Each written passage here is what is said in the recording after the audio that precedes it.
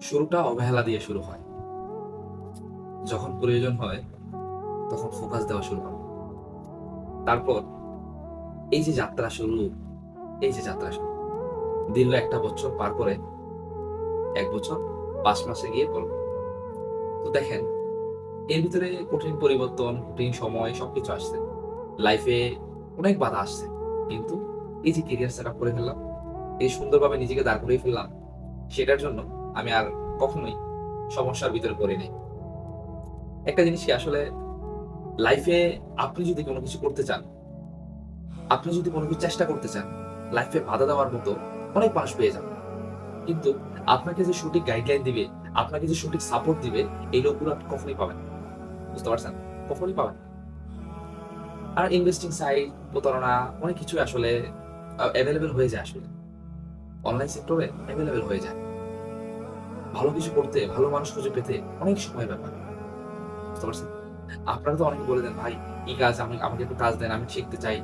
আসলে শিখাটা আর মুখ দিয়ে বলাটা অনেক তফাৎ। লাইফ এতটা সহজ না আসলে, যতটা মনে করছেন। আমার কাছে আসবেন, আমি আপনাকে উপরে তুলে দিব। আপনি শুধু চুপ করে বসে থাকবেন। এটা না। আপনাকে চেষ্টা করতে হবে আসলে।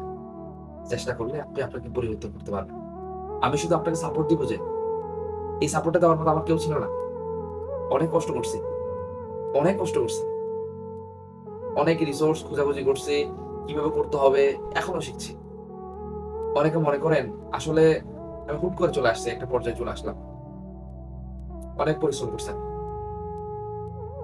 রাতে ৩টা-৪টা পর্যন্ত মার্কেটিং করছি, রাতে ৩টা-৪টা পর্যন্ত বিভিন্ন বিষয় নিয়ে শিখছি, কাজ এপ্লাই করছি, আবার নতুনভাবে শুরু করছি। বুঝতে পারছেন? একটা পর্যায়ে দাঁড় করানো আসলে কিন্তু কথা না। আপনারা যে আসেন শুধু বলেন, "ভাই এটা করি না, এটা করি না, এটা পাই না, সেটা পাই না।" একটু সময় দিবেন তো, সবই পাবেন। শুধু সময়। সময়টা যদি ধৈর্য দিয়ে নিতে না পারেন, কেমনে পারবেন বলেন? এত সহজ। একটু ধৈর্য ধরতে হবে তো।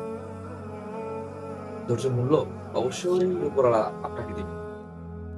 তাই সময়কে এবং ধৈর্য দিয়ে আপনার যে পরীক্ষার টাইমটা না, সেটাকে উত্তীর্ণ করাই হলো যে আপনার মূল কাজ। বুঝছেন?